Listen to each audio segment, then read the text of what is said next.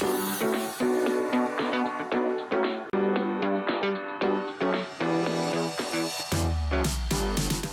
to another episode of Let's Be Perfectly Queer with me, your host, Randy Davis.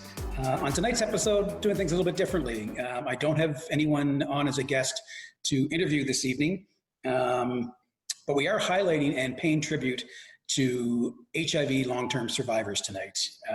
This past June 5th was the 6th National HIV Long-Term Survivors Awareness Day, and I wanted to acknowledge just what long-term survivors have meant to me in the activism and advocacy work that I do around folks living with HIV. As many of you may or may not know, I was diagnosed with HIV back in February of 2015. So I consider myself an HIV baby, but I have been extremely fortunate since my diagnosis to meet some amazing individuals who've been living with HIV or AIDS in some cases for decades now.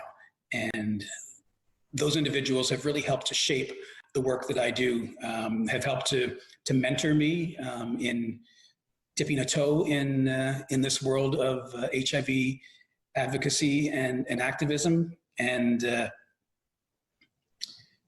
I wanted to be able to thank them for that. And to thank them for really being at the forefront of allowing folks like me to get an HIV diagnosis and not be worried about what the next 6 months was going to look like.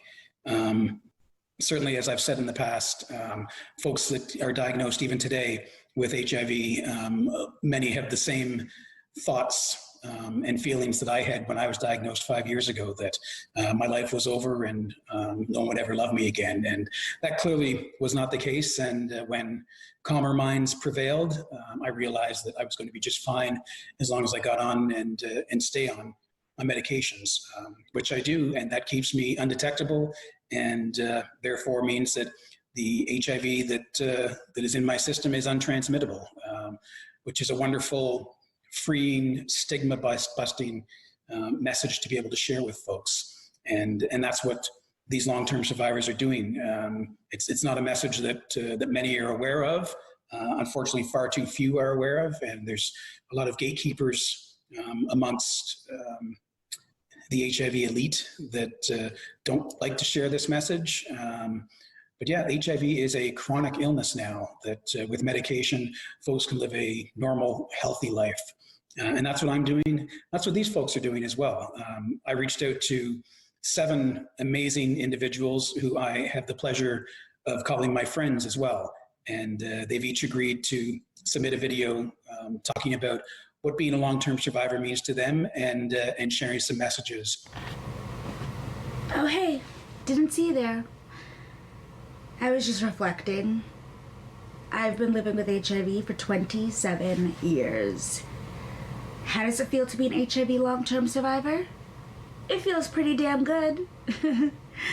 But I feel so many different mixed emotions about it. There's that little bit of sadness that's in my heart because I know, or I knew, a bunch of people living with HIV that aren't here anymore. And I guess there's that frustration of why me? Why not them? Makes me sad. My parents both passed away from HIV-related symptoms. So yeah, there's that sadness. Then there's that gratitude. I can't believe I've made it. Being a child, growing up with HIV, I was confused and heartbroken. And now look at me, a 27-year-old, just killing the game. Surviving HIV, but surviving HIV stigma and actually living a full life. I'm so glad to be living. I was diagnosed when I was 2 years old, and at that point, the doctors didn't know what would happen to me if I'd survive. You remember when people would get diagnosed with HIV, and they would be given 6 months to live. And now look where we are. Look where I am. I look pretty damn good, don't I? I am really, really thankful to be a long-term survivor. I can't wait for the next 27 years. I'll make sure to catch you guys up when I'm in my 50s. But for now, peace. Hi, I'm Charles Sanchez. I'm coming to you from my apartment in Astoria, Queens, New York City. Long-Term Survivors Day is June 5th. And, you know, it was in 1981 when the CDC first came out with the very first report about a mysterious lung infection that was happening to gay men. And I remember when the AIDS crisis hit in the 80s, I was in high school and in college. And it always scared me as something that, that I thought might get me. And when I was diagnosed with AIDS, I was so scared. I was so frightened, and I thought I was going to die. And I didn't. And luckily, we have medications that are keeping us alive and keeping us undetectable. But one of the things that I didn't expect to get from having AIDS was being a part of this amazing community of HIV activists and advocates and friends, family. One of my dearest friends I wouldn't have met had I not been diagnosed with AIDS. So I just have a lot of love for this family of people living with HIV and our allies. So God bless, and here's to another year of living with HIV. Hi there. My name is Deborah Norris, and I've been living with HIV since 1991. As a long-term survivor, I have dealt with a lot of the things that most of us deal with. Survivor's guilt. Many of our friends died in the 90s before there were medications available. That's still, to this day, very difficult to think about and remember them. And they were inspirations to me. They taught me how to live with HIV and to live in such a way that, that I can honor their memories. I was diagnosed at a time when there were no medications. There was one medication, AZT. I refused to take it because I believed at the time that it didn't do any good, and as it turns out, I was right. It didn't do any good. And I knew just by reading and from people in our support group that people who were on it were still dying, and there was some belief that it actually was hastening deaths. Over the years, some of the difficulties have been things like stigma.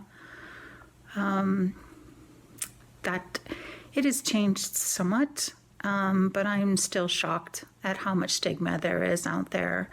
And I think the thing with stigma is you just never know when it's going to rear its ugly head. And it does still on a regular basis for so many people living with HIV. And I think that's something that we really need to work hard at eliminating. I do peer support, and I have since 1992, early 92. I was involved locally in the creation of a peer support network, and then I've done advocacy and activism locally, provincially, nationally, and internationally over the years. And I guess it's one of the things that you can kind of count on for long-term survivors. Of course, not all of us, but I think a lot of us realize how much we learned and how much we have to share with the next generation of people living with HIV, the ones that have medications, but they don't, when they're first diagnosed, people don't know that. And so there's still a lot of fear and sadness and grief and loss and all of that happening for people. So I think it's really important that those of us who have been around for a long time and have lots to share can do that. I've felt very strongly about ensuring that women living with HIV have someone to reach out to. When I was first diagnosed, there were only a handful of us. And so, yeah, that was a big thing for me, was to ensure that if a woman was diagnosed, that she had another woman to talk to about how she was feeling. I have 2 children, and they're all grown up. At the time, I was looking for guardians for them. I was told to get my affairs in order, that I had probably about 6 months to live. And I mean, here I am, all these years later. And I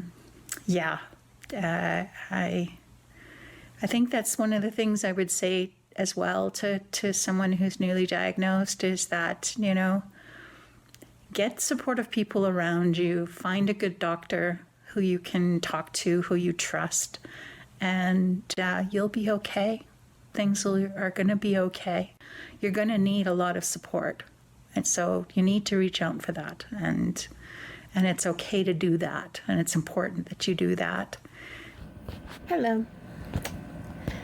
I'm Olga Irwin from Youngstown, Ohio. For the last week, or maybe more, I've been thinking about a certain day, but it's HIV Long-Term Survivor Day. I've been really thinking about it hard this year, with all the tension that's been going on with society, with the coronavirus, the racial discord. And it's been making me think of my all-time, this is my all-time favorite song. If you hear the lyrics, it is all me. I've been sharing on Facebook almost every version I could think of and find of it. The reason why that's really, I'm really thinking of it, is because it's really hitting hard. The lyrics are symbolic, but what it means is talking about a person who is afraid to take any chances. And then it's talking about the person taking chances and what possibly become. And at the end of the song gives the most wonderful hope of all. No matter what, and no matter how things look, or how bad things look, something beautiful is gonna grow. Well, 20 years ago, when I first found out I was HIV positive, I felt before diagnosed, I was actually bad. I didn't have a good self-esteem. But now, I do have a good self-esteem. Because I took chances. Like I said, my esteem's good. I'm taking the chances. I'm a very strong advocate in the HIV community, part of many, many, many groups and organizations. And I would have never done that if it wasn't for one person pushing me. Don't give up hope. Take chances. And then during my journey of taking chances, I met the most wonderful people you could ever meet, and they became the very, very best of friends. Sometimes better than friends, better than family. They know when I'm up, they know when I'm down. They encourage me to go outside of my box and do things I'm not comfortable with. And then they tell me, calm down, you need to take a break for my own health. But none of that would have ever happened if I never paid attention to the lyrics of the song The Rose. Take chances, and something beautiful will happen. Thank you. My name is Bryan Jones, and I've been thriving with AIDS for 37 years. Some days are good and some days are bad, but every day is a blessing. I've been living with HIV longer than I haven't been living with it. There's almost a time when I can't remember not having it. For years, I wondered why I was left behind. Having endured cancer 3 times, with the worst being stage 4 cancer, with one leg changed to a prison bed, I knew something had to change. So I began to advocate about HIV and AIDS. And being a long-term thriver, I don't like to say being a survivor, because we're doing more than just surviving. We're actually living. So I'm a long-term thriver. And for years I thought, why was I left behind? I've endured survivor syndrome, a feeling like there were other people who were more worthy or better than to have survived this horrible plague. And then I started to realize that I was left here for a reason. I was left here to thrive. I was left here to experience U equals U, which is undetectable equals untransmittable. I was left here to try and experience the ARVs that have saved my life. So what it means to be a long-term thriver is just to live and be grateful to live and live in purpose. Today I'm living in purpose, helping other people live with HIV and AIDS, and that's what it means for me to survive. Helping others and giving back is the key to surviving. Thank you. Hi, my name is Kelly. I'm a heterosexual female living with HIV. I have been living with HIV for 35 years now and consider myself a long-term survivor. There has been many ups and downs in my journey. I stay spiritually connected to nature. I adhere to my medications, and adhering to my medications means that I'm undetectable. I am proud to be undetectable and untransmittable. I feel that there is still stigma within communities that needs to be addressed around HIV. And this is part of the reason why I'm doing this video. As a long-term survivor, I have felt stigma before when new relationships have started. If one thing that I can tell and let people know about being a long-term survivor, you would have to adhere to your medications. Nowadays, it's 1 pill a day, and that is great. And taking 1 pill a day and having regular blood work and regular conversations with your HIV specialist is great for long-term surviving of HIV. I am the Women's Health Coordinator for the Gilbert Center for Social and Support Services in Barrie. And if you would like to reach out, you can access the Gilbert Center through our website, www.gilbertcenter.ca. My contact information's in the staff information. And I'd be more than happy to have a conversation with anybody who would like to contact me around being a long-term survivor with HIV. Thank you very much. Bye. Hi, everyone. First of all, sorry for the hat. Serious COVID hair going on, and it's not pretty. Can't remember the last month I had a good hair day. But anyway, that's not why I'm here. I'm here to share some of my experiences as a long-time HIV survivor. And I think the first thing I want to talk about is it's been a long road. I'm counting in decades now, and that long road's an emotional roller coaster, ups and downs. Things hit you when you don't expect it. And being a long-term survivor,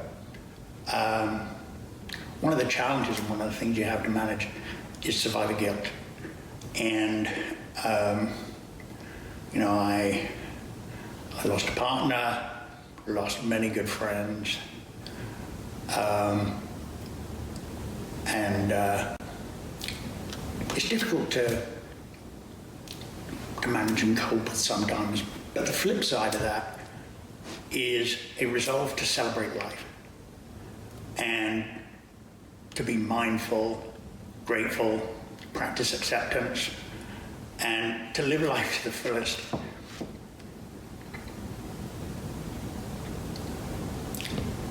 Because if we don't, we dishonor all the beautiful souls we've lost. Sorry. Gonna try and stay off the emotional roller coaster for you.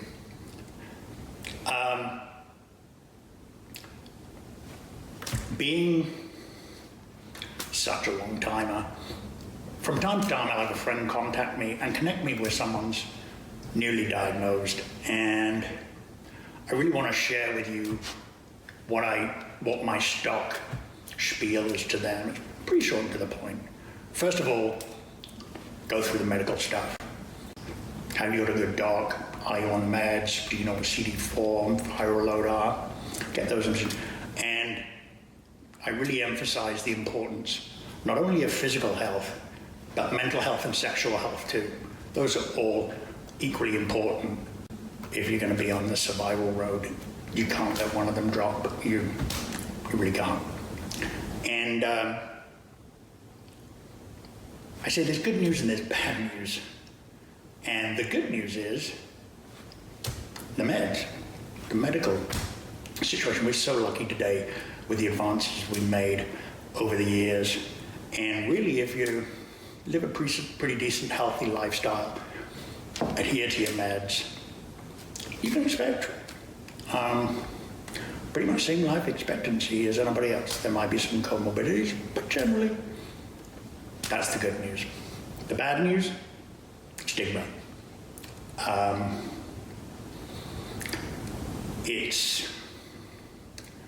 It's still there, and it's something we have to fight, we have to call out, we have to address. You can develop a thick skin.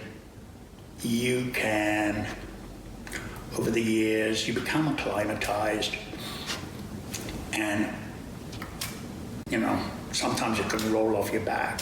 You write it off to ignorance, fear. But the really sad thing about stigma is it's both within and outside the LGBTQ community. And I've developed a pretty thick skin. I've faced discrimination, rejection so many times. But what really hurts me is the stigma from within that community. That really hurts. But it's not all bad, because the thing I truly cherish about being a long-term HIV survivor is community. Our HIV community and allies are strong and getting stronger. It is a group of incredibly loving, caring, supportive people.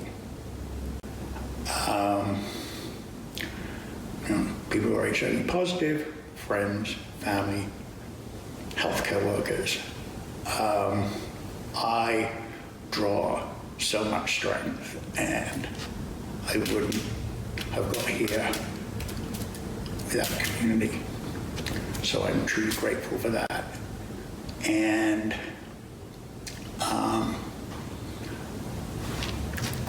HIV community is how I met Mr. Randy Davis. And there's no long-term survivors, there's no long-term badge of service.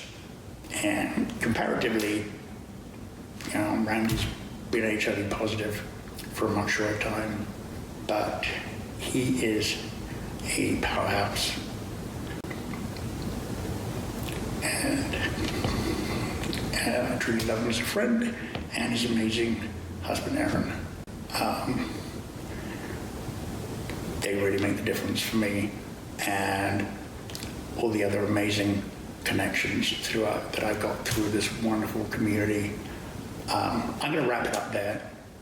I'm going to say thank you for this opportunity to share with you. I hope something I've said makes you pause and reflect, consider. Be well, stay safe, be kind to each other. Peace and love. Thank you. Thank you. Sincerely, thank you.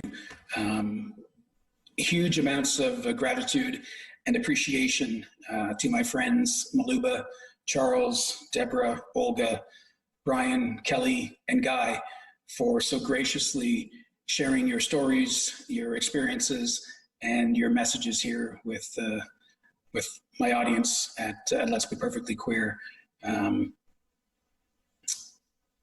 As I mentioned before the videos, long-term survivors and their resilience are what has helped to fuel the passion that I have for the advocacy and activism that I do around folks living with HIV, specifically the U=U movement, and making sure that all of us living with HIV have access to treatment and care so that we have the ability to attain a suppressed viral load and become undetectable and therefore untransmittable and no longer be seen as a risk either internally from our own perspective or from the outside by others. Because living with HIV is a chronic illness now. It is no longer a death sentence, and this has been an opportunity to help shed some light on what the faces of HIV look like in 2020. As I said earlier, for me, an HIV baby and the 7 you just saw, some amazing long-term survivors who are also awesome advocates and activists for all folks living with HIV. So again, thank you so much for all of you for sharing those stories, and thank you to all of you for tuning in to watch. I did want to just mention next week's episode before we leave tonight, because it's an important one that I hope all of you will return to take in and maybe share that we're having this episode next week with your friends and neighbors. Next week I will have the wonderful Olivia Nuama on as my guest. Olivia is the former executive director of Pride Toronto, and Olivia has agreed to come on the show to talk about her experiences as a queer Black woman, and obviously to talk about some of the, for us white folks, some of the uncomfortable issues that have been raised recently with the murder of George Floyd and others. This is obviously an issue that has been going on for centuries, and let's hope that now is truly a time where we can see some change and some lasting change. And that's what Olivia and I are going to be discussing. She's an amazing individual who will tell us about some of her experiences, share some messages that she hopes will resonate with all folks, and talk a little bit about the hopes that we all have for a better future. And it's an opportunity for us as white people to do better. So I hope you'll tune in next week for that important episode. And again, thank you very much for joining us tonight on another wonderful episode of Let's Be Perfectly Queer. Have a good night, everyone.